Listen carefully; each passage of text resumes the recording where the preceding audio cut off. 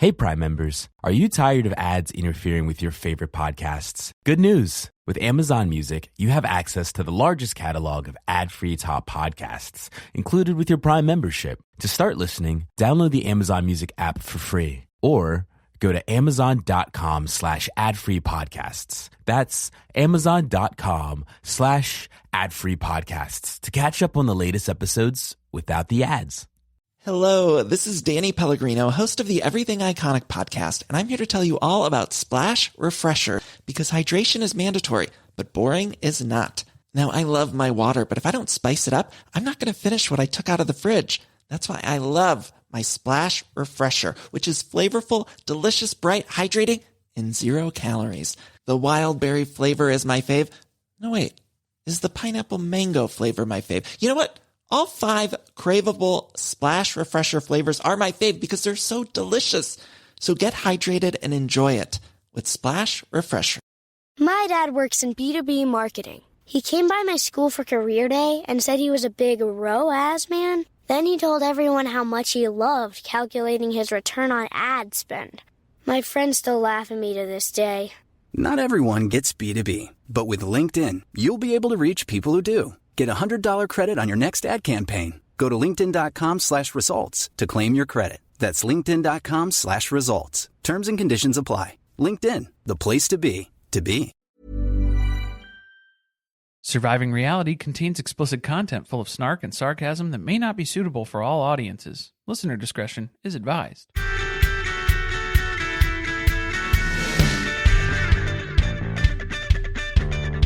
Hello and welcome to Surviving Reality. I'm Corey. And I'm Carly.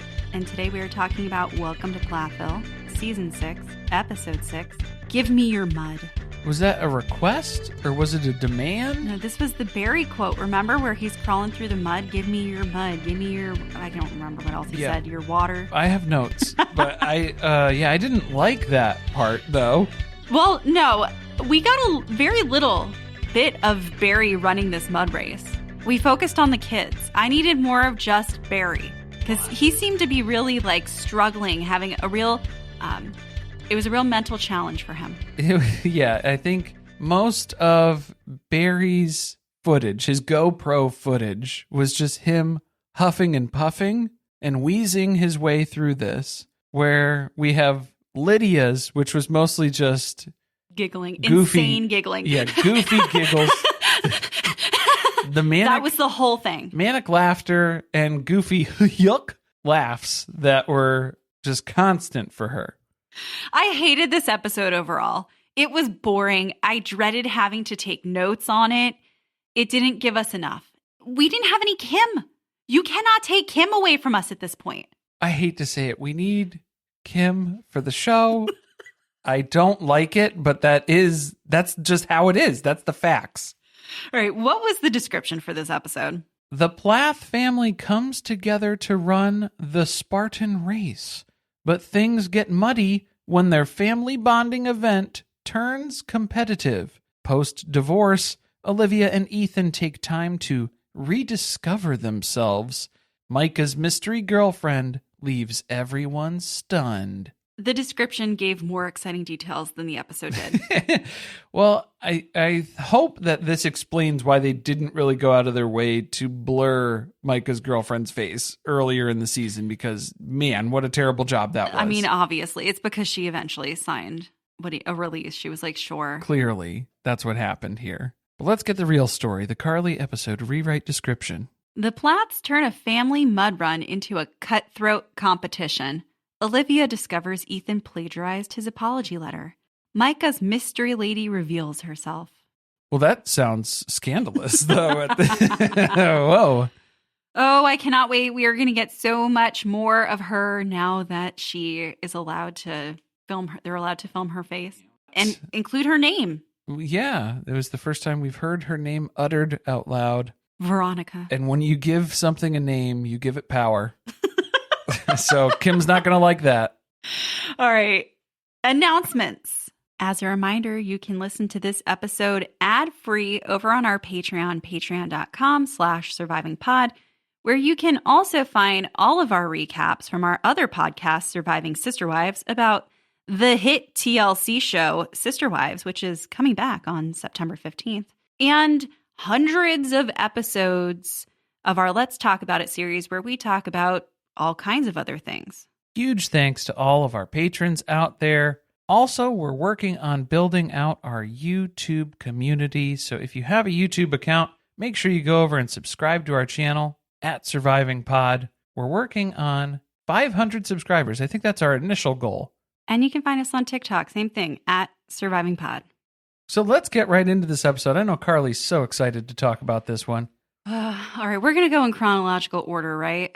Yeah, we're starting off in Micah's prison cell. Or, I mean, his house. He's outside again. I guess he can't film inside because then Veronica needs to be kept in one room. So he's out here. His friend Will is back from LA. This is the guy we saw earlier in the season. Yeah, because otherwise Micah has no one else to film with. Correct. In Florida specifically. Although it seemed like there was no point to Will being here because I don't think they talked about anything on camera aside from this initial scene. Did they even talk? No, I think he was there and they were walking up to the registration together. He was just lurking. He had to watch the two little girls. Oh, right. Yeah. Because everyone else participated in the race. He helped them with their signs. He was leading the Plath family cheer squad. Well, it was him or Kim. And it's not going to be Kim. So, Barry was like, I will foot the bill. Fly Will in. Bring him in. We're going to need some support here on this one. But Micah's getting his money's worth out of that flight, too, because he's putting Will to work. They're cleaning the rims on Micah's huge, ginormous truck. This is how he's preparing for the Spartan race. We're not training. We're not doing cardio. We're cleaning the tires on Micah's monster truck. I thought there was a rim joke coming. Oh, a rim joke. No? Okay, I guess we'll move on. Oh, boy.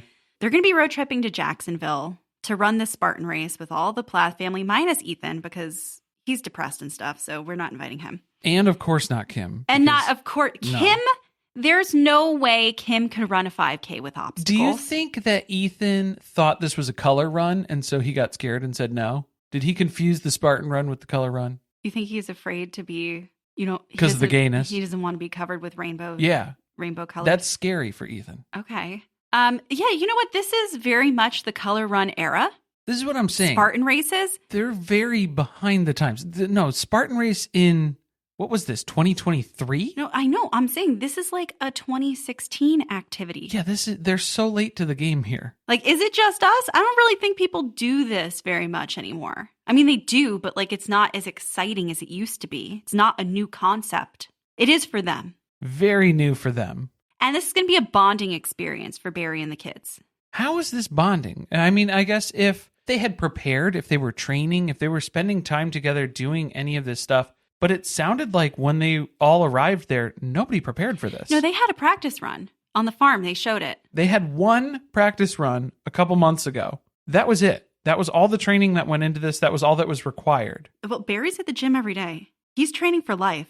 He's building his muscles, but is he prepared for what he needs to do in a 5K run with obstacles? No, and something tells me you could watch plenty of YouTube videos to know what to anticipate. Does Barry not have access to YouTube, you think? Maybe not. No Wi-Fi up at the farm? And that's feeling more like knowing something in theory, but not executing it in practice. Oh, whatever. Sort of a situation. I feel like Kim knows her way around a Spartan race 5K, but I don't think she could do it. I would have loved to have seen her participate. I'm just going to say, if we're going to do family bonding activities, we need to do the whole family. The whole family, including Ethan. You need to quit your job and go to the Spartan race. Does he have a job?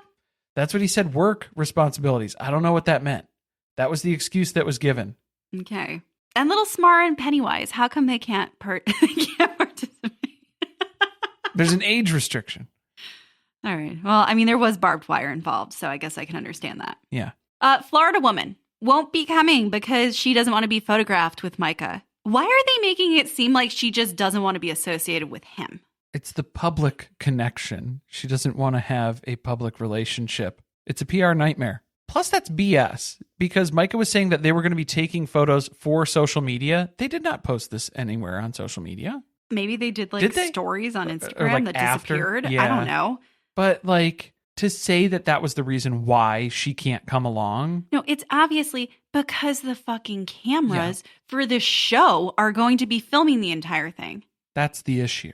Although Why can't they just not film her? It's going to be hard to film around her. We got one little side shot of Will and the kids with the signs. She couldn't have stood off to the side where they weren't going to film her? Some big sunglasses, maybe a COVID mask. I think you'd be all right. Well, we're going to put a pin in that. That was our little intro scene setting up the episode. The one note that I did have was that Micah's biggest concern with this Spartan run is that he's going to have to be submerged in the mud entirely at one point, and that is his biggest fear. That is a legitimate concern because there's lots of poo in that mud. We could talk about that for a while, too. It's dirtier than the Seine. Weren't there stories of people competing in these races where they got, like, bacteria in their orifices? Or within their eyeballs and all kinds of things that have, like, caused them to have illnesses? They tested the slop water at these events, and there were very, very high concentrations of E. coli. Great. I mean, you do you. You take your chances. Take your penicillin, too. Someone who is not going to be taking the risk this time, although she probably would have had to have done this at another point, Olivia. Instead, she is back in LA, and she has a new friend named Lily, and they're going to take a Pilates class together, which is a groundbreaking exercise that no one else has ever heard of except for people in LA. Again, is it 2015? Did we fall into a time warp, time travel situation for this week? Because we are discovering things that have been as old as 2015 at this point, 10 years ago. I looked up this studio because I was thinking this is an so this is a Pilates reformer class. Those machines are expensive. That makes this class more expensive because you could just do Pilates on the floor on a mat. So I was wondering how much these prices were going to be in LA. This was definitely a semi-private class because there was just a random man who was participating with them who we don't know. Yeah, one instructor, 2 participants, and then some random dude who was also doing stuff too. Which made me laugh because, so that's only $35, which I'm saying only. That's expensive. But to be the extra man who's just kind of lurking? No, each one of them paid $35. Oh, okay. That's what I understood from the pricing on the website. Now, if they had paid for a private class where this random man would not have participated, it would have been $100. I guess that production couldn't pay that so that they could film alone. Or they did this one for free, and then, that was just some other guy that he was training who's going to be coaching people too or something. You're making up a whole story I got a whole storyline in my head here. Also, the place is called Mini Coochie. Can we talk about this? Is this part of a whole... You know what? Is this part of a whole line of businesses? I like it. Like it. Mini Coochie. That's what I want. So is this part of a larger brand? It's just Coochie, everything. You got Mini Coochie. You got Tighter Coochie. You can go over to Shaved Coochie. Waxed Coochie. Oh my God. Mini Coochie. I mean, that says everything you need to know. That's the purpose for being here. That's what I'm hoping to leave here with. The most interesting part of the entire thing, because watching them do Pilates was boring. It wasn't in line with the Coochie brand. Olivia is new to this. She is not prepared. Her Coochie's not ready. All right, that's enough jokes. Okay. It's true, though. She's concerned. Exhausting me now. The craziest part of this entire thing is that she met Lily on a flight and they became friends. That's the scariest thing in the world to me. Making friends with somebody, I get it. Lily's from Minnesota. It's safe. But like, you both live in LA. You met on a plane and then you just decided to keep hanging out with each other after that? That's very strange to me. People who make conversation with other people on planes scare me. And yet I also wish that I could be that kind of person. Okay, here's the thing. I've had flight friends where to have a conversation with someone on a flight depends on the situation. But yes, it happens. It can happen. Continuing that relationship after the plane has landed and the doors have opened is bizarre to me. Well, here we are. This is the kind of friend she wishes that she had when she was still in a relationship with Ethan, because I guess it's someone to confide in who has opinions on things but doesn't really share them on camera. Because Lily didn't talk a whole lot. No, Lily's receiving most of the information. She's just kind of being the audience by proxy, where she's asking the right questions to kind of get some more information out of Olivia as part of the divorce process. Again, this is giving Teen Mom on MTV, because this is when they have to invent friends out of nowhere who come from central casting so that they can actually move the storyline forward because they have no one to film with. Here's the amazing part. Olivia has made some discoveries. As part of her divorce process, the things that she packed up in their apartment in Minnesota.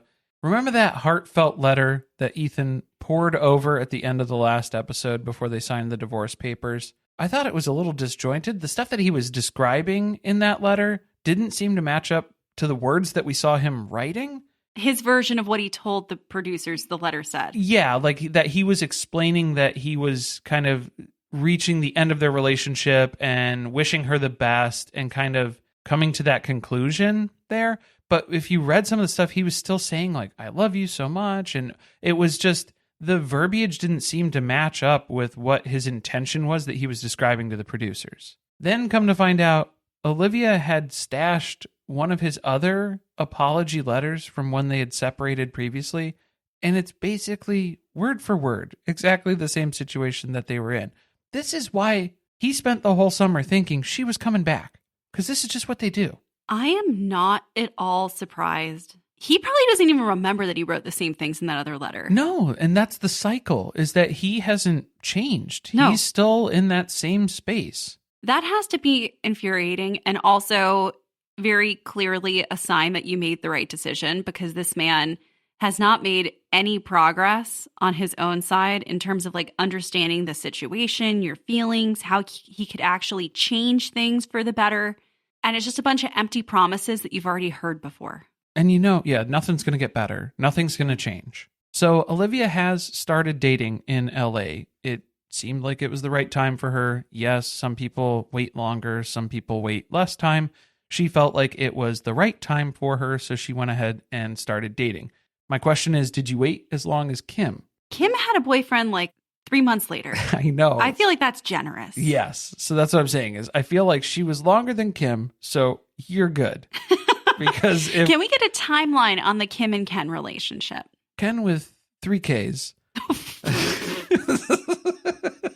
I forgot we learned about as Ken we came to find episode. out. Yes. So lessons learned there. Well, I guess unlike Kim or kind much of, like Kim, maybe. Olivia's in her careful hoe phase.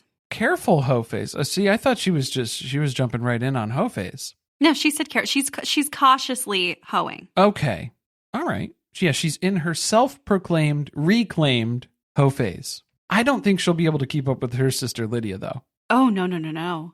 Olivia's entire personality is clutching pearls. Kind of. She was shocked by the things that Lydia Grace had in her room. She couldn't believe she had a whole box of condoms. Maybe Olivia is just a demisexual. She does not do the one-night stands, but if she does feel so compelled, she's not going to hold back on it. I think next episode we're going to find out that maybe we're loosening up on some of those rules. Okay, yeah, we'll have to stay tuned. Which Lily is suggesting. She's like, break that seal, girl. I need her to elaborate on what she meant by that. Loosen de coochie.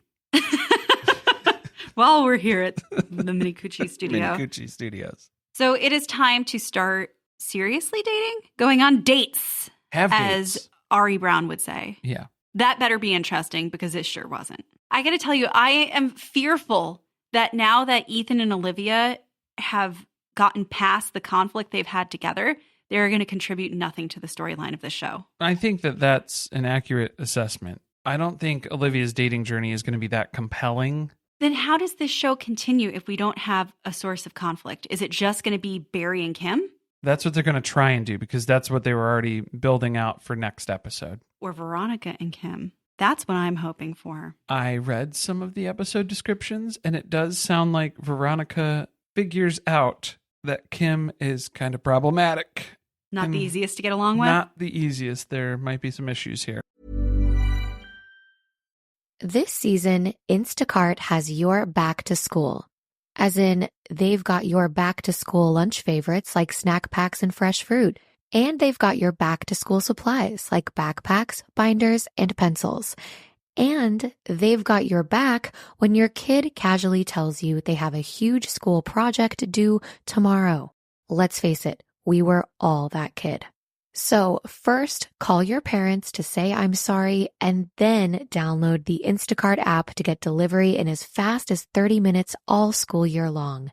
Get a $0 delivery fee with your first 3 orders while supplies last. Minimum $10 an order. Additional terms apply. My dad works in B2B marketing. He came by my school for career day and said he was a big ROAS man. Then he told everyone how much he loved calculating his return on ad spend. My friends still laugh at me to this day. Not everyone gets B2B, but with LinkedIn, you'll be able to reach people who do. Get a $100 credit on your next ad campaign. Go to linkedin.com/results to claim your credit. That's linkedin.com/results. Terms and conditions apply. LinkedIn, the place to be, to be. All right, well, back to the mud run. Everyone has arrived. Oh, nope, we haven't arrived yet. Well, not yet. Well, no. We've arrived at the hotel. We went from mini coochie and now we're going to stretch to coochie because Barry is stretching. I can't take it anymore. Nope, it's happening. Barry is stretching in a hotel room in Jacksonville. I didn't need to see or hear a lot of what was happening during that scene. He's very tight. He wishes he was more flexible than he is now. We should take care of that before we start dating Barry. Ooh, oh boy. Amber is on the floor of the hotel room, stretching her heart out. You know how we feel about that. All right. I'm very opinionated about letting any parts of our bare body touch hotel floors. So just imagine sprawling out, laying flat on there, getting your hair down on the floor. I mean, she's about to do the mud run, so really, how much more damage could there be? That's why there's so much E. coli in the water at the mud runs. It's because from Amber stretching on the carpet of the hotel first. From rolling around. A random hotel in Jacksonville, Florida. We're just going to roll around on the floor. Get it all in your clothes and then deposit it in the water at the Spartan race. Perfect. So we're doing the Spartan race as a family, which is Barry's idea. But did you notice that when they went to the registration, Lydia had run a Spartan race before. She's done this multiple times. And then everybody else this was their first time. So was this a Lydia storyline that she gifted to Barry because he had nothing else to contribute for this season? Yes. I think that's much exactly. like multiple people on this show who have nothing to film. Very much so what happened. This seemed like a Lydia-driven thing. But Barry's going to go ahead and take credit that this was his idea, his big plan to do something all together as a family. But also kind of apart. Definitely individual. This is just a big metaphor for their family. It's just their parenting skills, everything that's on display. That is the Spartan race that we're seeing today. Think about it in that context. Compare those two situations. It's a traumatic thing. It's difficult. It's this bonding experience. Yes, that was your childhood. Traumatic bonding experience that you guys are stuck with now. None of you prepared for this, trained for it in any way, wildly unprepared for the challenges that you are about to face, much like leaving the Plath house and going out into the world. Well, you were getting deep with this. I'm just saying, there were a lot of different allegories that were being presented to us in this way. You did mention them being unprepared. Isaac forgot all of his clothes, like minus the clothes that he showed up in. He's wearing a Carhartt jacket and some boots. I'm surprised you could see him. I couldn't see him for a second there. He was covered in camo. I just remember that he runs with no shirt on. So he did go to buy clothes, but he just bought a pair of pants. Just gym shorts. He was just like, that's all I need. What's scary to me is that he didn't even have shoes. Did he run it? Stop it. Did he run it? He didn't run it barefoot. No, I mean, he had boots on. He had his boots on, and he was basically saying, I have to run into town to go buy. You're in a hotel, dude. You're in Jacksonville, Florida. You're not going into town. You're in the town already. You have to go to the store in town. You're in town. But he's just going to go buy some running shoes that he's going to demolish on this run. How are you going to run in shoes that are brand new, that you haven't broken in? You haven't trained in them at all? Whatever. I thought you were going to say that he ran it barefoot, and I would have believed you. I would have believed it. Of course he didn't. I don't think they would allow that. They'll let you run with your shirt off, but not with your shoes off. What do you think of Barry's new job? As Plath Wrangler? Yeah, he's in the business of herd management. He's really understanding what it's like to be a single mom. Yeah, single parenting's hard. That's why we brought Will. So he can hand off the younger girls' while he runs his race and huffs and puffs the entire way. He's just stressed about being punctual though. I understand. I'm afflicted by that. Meanwhile, Isaac is not even in the building. He has to go shop for stuff. I don't know. Is this like the latest starting race that you've ever seen? It was 8:30 when they woke Micah up. So are they running this in the heat of the day in Jacksonville, Florida? The race starts at noon. What time does this start? What else was killing me in this episode was the fact that Lydia's lighting in her solo interviews, good Lord, they're giving her like the complete Virgin Mary halo light behind the top of her head. It is overwhelming. I can't handle it. She's the only pure character we have left on this show. I felt bad for her because they get to the race, the start of it, and she's under the impression that they are all running this together as a team, that they're all going to stick together. She's the only person who is under that impression. That there will not be competition here, that they are going to be running together as a family. It's just something to do as a family, anything to do as a family. So I think you're right that this is her idea, that this was her vision for this activity, was that they were all going to participate together and support one another throughout the run. She wanted this as a stick with the group sort of race that they were going to run, but it ended up being survival of the fittest. My guess is she has done this with her church group friends before, and that they all did stay together. And it was a very supportive bonding experience for them. So she wanted to feel that in a family atmosphere, but I think you're going to get let down again. These people are competitive in a way that only homeschool kids are. I stand behind that statement, by the way. I mean, I was homeschooled. How competitive am I? I was only homeschooled for first and second grade, though. So maybe it just didn't take. What, you think I'm competitive? I guess maybe a little self-reflection is needed there. You think I'm competitive? Mm-hmm. No, I think I'm better than everyone else. That's different. Okay, oh, wow. You said self-reflection. All right, Micah Plath. Oh, well, we've got to visit Ethan in Minnesota. And surprise, he's at the gym because all he does is go to work or go to the gym. But he's working out with his buddy, Andres. Andre. You got to roll the R's. It's been 2 months since he signed the divorce paperwork. He's considering himself divorced at this point. Well, and he's patting himself on the back for settling the divorce so quickly by his definition, which was a painstaking process from Olivia's side of things. She only had to visit 2-3 times to get the paper signed? 3 times on camera that we saw. It is faster than Kim and Barry, though. So, light years ahead of them. Yeah. His friend Andres. Can we talk about his friend? Is it his friend? Again, another hired person to film with? I don't know how these two guys could be friends. The only thing they have in common is that they both spend time in a gym. I don't think they have anything else in common at all of what's going on. What am I picking up from Andres, which is just, there's just a threatening aura from him. Oh. Did you feel that? No. I was getting Corey, red flag alert. Are you scared of Eastern European people? No, not at all. Okay. No. This man, did he have too much pre-workout? Like, what was the deal? Probably. His eyes were bulging. Yeah, he's amped up. He is here to pump, and he's getting his pump on. He probably drank like 3 Celsius and he had some pre-workout and he's ready to get his gains today. I think that's what's happening. He's here to shred. I didn't find him threatening when he used the word aminals. We're straight. I can't even say it. We're straight aminals. I was starting to question if they were straight aminals at all, because Ethan was talking about how he doesn't pick up on the social cues of women when they're hitting on him. And I was like, I don't know. He doesn't pick up on any social cues at all. But then also, I don't know if you're picking up on the social cues. Is Andres hitting on you? No, I don't think so. No, it sounded like I think he felt bad for him. He's like, Ethan is this lost little injured aminal who looks dead inside every time I see him at the gym. And one day he just accidentally asked him if he could share his weights or something. And now he is responsible for getting him back into society. Can you spot me, bro? That was all it took. That was it.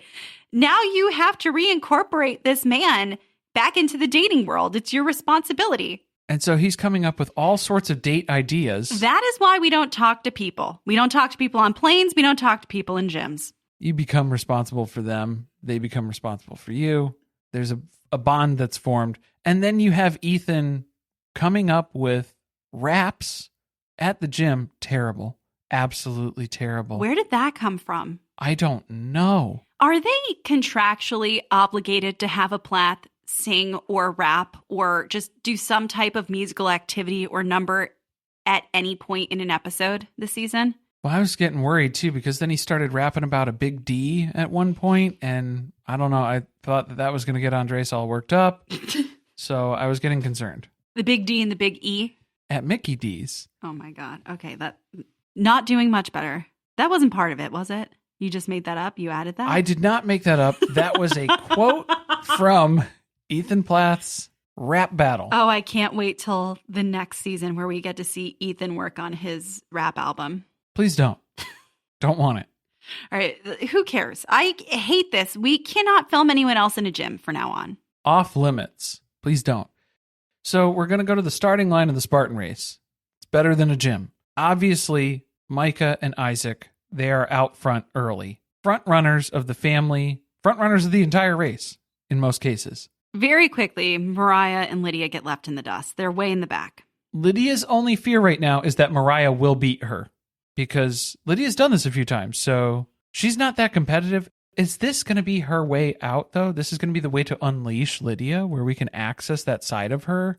Oh, the aminal side, if you will? We didn't get there in this episode. No, not yet. I still say it's in there. I still feel there's anime and there's Tim Burton way down in there. Believe me. Why does Micah look like he's wearing some BDSM gear? The GoPro kit? he needed a ball gag. That's all I'm saying. And it was not looking the same on Barry. Maybe it's because he had his shirt on. So it was hitting different for Barry. I'm just saying, that was the first thing we saw. We didn't see anyone else's GoPro on them. It took a minute. And then I was like, whoa, what's happening here? Between Micah and Isaac, they need like little Mr. Slave hats from South Park. The little leather cappies, you know? You can run the Spartan race like that. Maybe some chaps. Oh, assless chaps. We can get really creative here. Probably. If you start going too slow, they start whipping you from behind. Oh, boy. Bring out the paddles. Meanwhile, you've got Lydia and Mariah who are yucking along, struggling to keep up, but they're doing it. Mouth closed, Lydia. Please. We've already warned you. Yes. There's E. coli everywhere. Barry is not doing well. He's in front of Mariah and Lydia. He is. So it goes Micah, Isaac, Amber, then Barry, and then bringing up the rear, it's Lydia and Mariah. I gotta tell you, I don't think we could say Amber anymore without it being drop dead gorgeous. Amber Atkins. Amber Atkins. So then we start getting into some of the challenges. They're carrying the buckets. It's heavy. Did they have like scaled buckets based on your body weight? Were there different buckets? I have no idea. What are you looking at me? I've never run a Spartan race. Well, I guess I'm trying to ask Lydia. Lydia, if you can let me know. Are there different weights for the buckets? Because how are you going to have Mariah carry the same bucket that Micah's carrying? Oh, that's saying something. Well, that's brutal. You don't think she could do it? I worry about her. She's got the bone structure of a small baby bird. She does. Hollow bones. Hollow. Very much. So we're carrying buckets that are heavy. We're continuing on through the 5K. We get to the point where Micah has to throw a spear, but Isaac completely missed it. Isaac is out in front. He ran past the spear guy. Didn't see him. Just kept on going. I would have tunnel vision too at this point of the race. And who's the person who called out to Micah and said, hey, come throw the spear? But what, he didn't catch Isaac? He was going too fast. Did he miss his shift? Moving too quickly. I don't know what happened there, but maybe everyone should get a map at the beginning of the run. They probably do. You think the Plaths just were like, we don't need that? I don't think they paid attention to that. That way you know like what challenges there are and where they are so that you don't miss them. It's not like anyone was keeping track except for Micah. Well, that's why Micah had his GoPro on with his bondage gear. because he needed to have documentation of how good his time was and that he hit every single obstacle. Because he has to win. He's winning. There's a rope climb at one point. Horrifying. Hated it. But if I didn't even do it. Okay, but if the alternative is doing 30 burpees, give me the fucking rope. I would do the burpees. There's no way I would get up the rope. Give me the rope. There's no way. I'm getting up there. It was really irritating to see Mariah just scale that thing. Lydia was like 2 feet away from the top, and then she dropped. And ripped her hands apart. Yeah, that's always the worst part, is getting back down. She's the only one who has done this race before. Maybe they didn't have ropes. You think her church group, they just formed a human pyramid? That's how they got up there and rang the bell? Yeah. It's always a technicality. Barry opted for the burpees. And Mariah scaled the rope and got back down in the time that Barry was still doing his burpees. So if you're going for time, burpees are not the way to go. He's disappointed in how he's doing in this race because he's been going to the gym. He feels like he's conditioned his muscles a lot, but it's really not helping him at this point. Cardio's different, bro. He's learning. He's going to need to do some different workout varieties if he's going to be able to move his victims. That's why the bucket challenge was very easy for Barry. He's used to slinging dead weight over his shoulder and getting it from point A to point B. We know that for a fact. You want to get to the finish line? Who cares? At the front of the pack, of course, we have Micah and Isaac. Isaac's still ahead out in front because he skipped the spear throw. And then Isaac finishes first. So he's over the finish line 39 minutes flat. Did he say he was the 9th person to finish? He said 19th. 19th person out to of finish. Over 1,000 people, though. So, I mean, that's really impressive for not training at all and just showing up here, buying some shoes that morning and deciding to run this. Let me tell you, there are people who hate human beings like that. Oh, yeah. People who practice, who actually make sure they're prepared for things like this, and then they finish 900th. Yeah. And then you have these freaks of nature who just walk in and, oh, I saw a flyer yesterday and I decided I'm going to come and run this. You know what? Much to Micah's point in the last episode where he felt like if he had been enrolled in some of these activities that Kim was putting the little girls in now, that maybe he could have been really good at something. I think you guys just have that innate ability to just pick up a physical activity and complete it before most people. I need a Plath in the Olympics. Yeah, or just, the CrossFit Games or something. Yes, strongest man on earth. Because Micah is crossing the finish line at 40 minutes and 40 seconds. And Micah's basically saying, oh, I could run another one. Yeah, that was fun. You want me to take another lap? Should I start back at the beginning again? Or how do we want to do this? Annoying. Also, what's up with him? He will not let Isaac forget that he missed one challenge and that he feels that because he skipped that one thing, that's the only reason that he ended up beating him. Micah's fragile masculinity cannot handle anyone else beating him in a physical challenge. They were pretty close on timing, but technically, Isaac skipped it. He missed a part of the process there. Technically. And it was on film. He had it, the GoPro. Witnesses. Amber shows up next. Third in the family. Knew she would be. They didn't get overly excited for her. They're just like, wow, you beat Dad? She finished in 50 minutes, like just over 50 minutes, which is still less than the estimated completion time that they were giving. They were saying that this should take like 1 to 2 hours for most people. They're not most people. They are not most people, clearly. Barry's still out there struggling in the mud. Barry is repeating a mantra to himself. Give me your mud and your muck and your wire, because he's crawling under the barbed wire at that point, in the mud, in the slop, which when that part came up, you asked me, is that a Bible thing? And I said, no, I think that's a Statue of Liberty thing.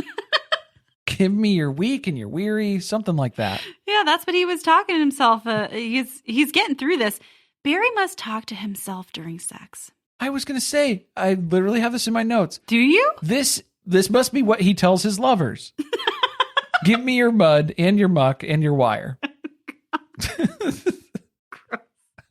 That's the mantra. But it's a metaphor. The race is about overcoming obstacles on the course and in your life. Doesn't that feel good? Maybe he could sign his divorce papers at the finish. That's hard. That's too much to do.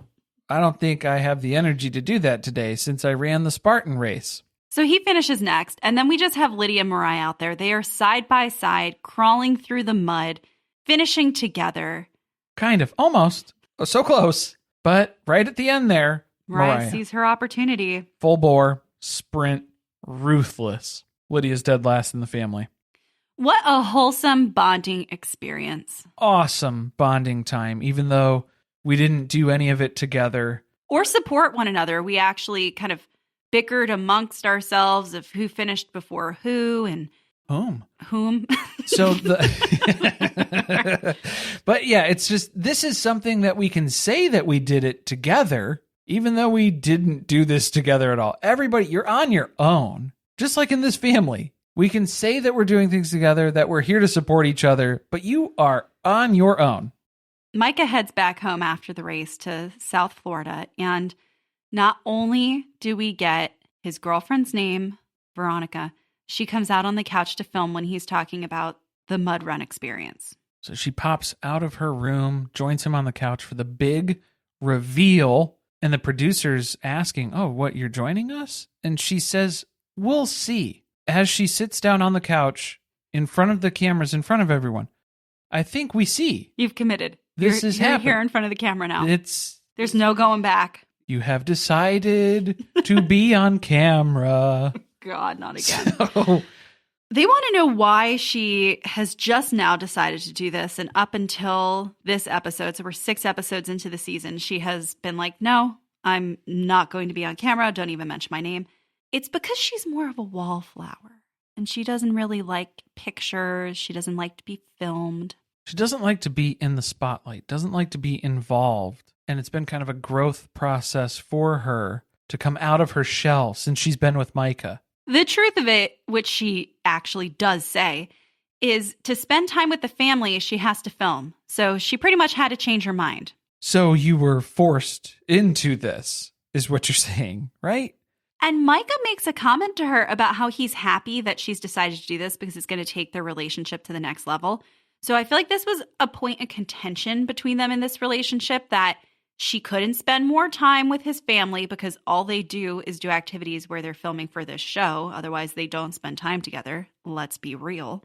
So she's going to have to film if she wants to have that family bonding time, and their relationship is not going to progress unless she spends time with his family. Do you feel like Veronica is realizing that now all of her excuses are gone? She's going to have to go spend time on the RMS Mumspringa? Yes. And I have to point out, y'all, I've been saying the RSS Mumspringa, and not one of you corrected me. So nobody knows their boat facts. Clearly. I'm glad that we have corrected that. So it is the RMS, even though SS, because you could do SS, but then that's a steamship. Steamship. Oh, this isn't, well, it doesn't have a motor. And there's a lot of hot air blowing on there when Kim gets going, I'm sure. How is their relationship going to be going to the next level, though? Because they keep talking about how it's like they're already married.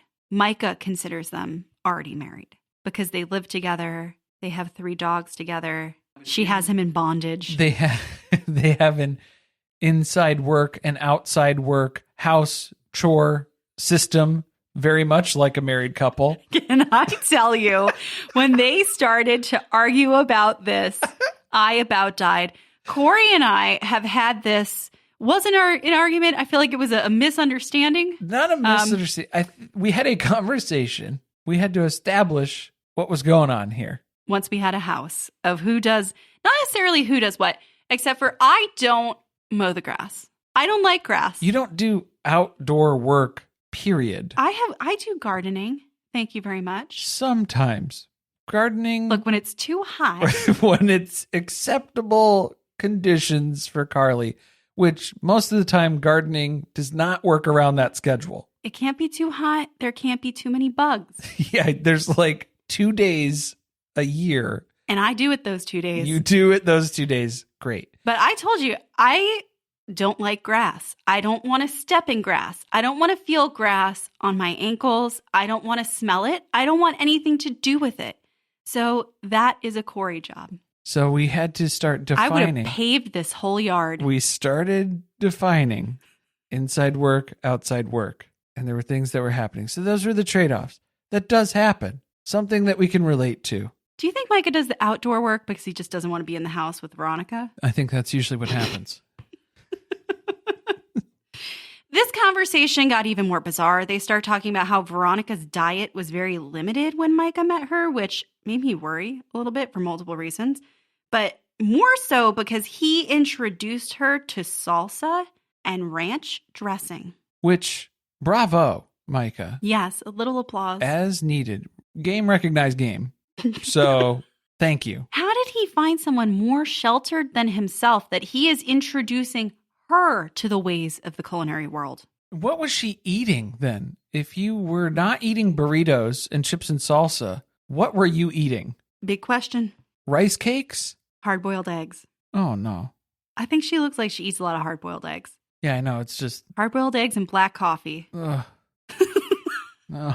So Micah's just proud that he's been able to get her to try new things and see all of these things that she's been missing out on. And then they continue bickering because then Micah mentions that food is man's best friend, but then she corrects him that dogs are man's best friend.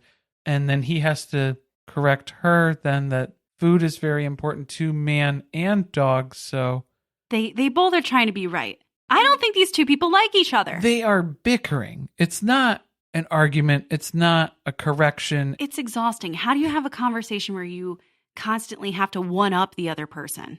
And she's right. Dogs are man's best friend. Hashtag dog mom.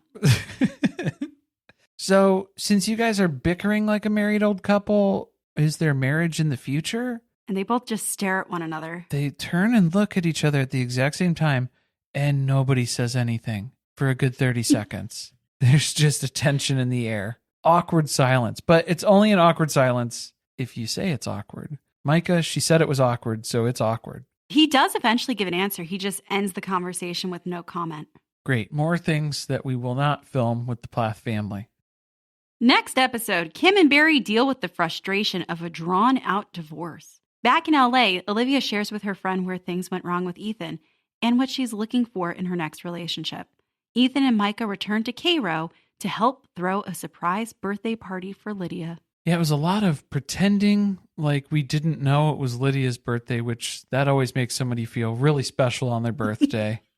Also, poor Lydia, because this has probably happened before. Well, we know that they used to not celebrate birthdays. Christmas and birthdays are not a big deal in the Plath house. Isn't she 21? Uh-oh. I thought that they were talking about how Lydia wasn't old enough to go into the bar. Was she 19 or 20? If this is her 21st birthday... I think she's 20. So I think she's turning 21. So is Lydia going to while out? Maybe. She might go out to the bar. Belly up at the bar. Yeah, take her to a club. Get Lydia on some E and take her to a club with a lot of lights. MDMA.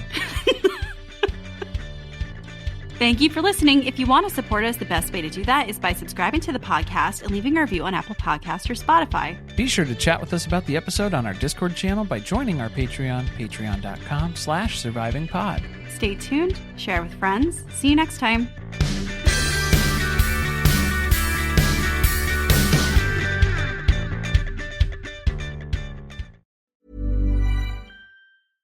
Make this new school year an opportunity for your kids to learn important life skills with Greenlight.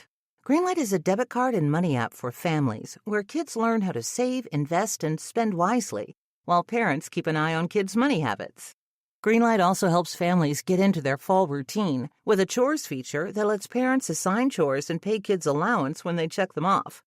Get your first month free at greenlight.com/listen. Greenlight.com/listen. Imagine the softest sheets you've ever felt. Now imagine them getting even softer over time. That's what you'll feel with Boll & Branch's best-selling signature sheets in 100% organic cotton. In a recent customer survey, 96% replied that Boll & Branch sheets get softer with every wash. Start getting your best night's sleep in sheets that get softer and softer for years to come. Try their sheets with a 30-night guarantee. Plus, get 15% off your first order at bollandbranch.com, code BUTTERY. Exclusions apply. See site for details.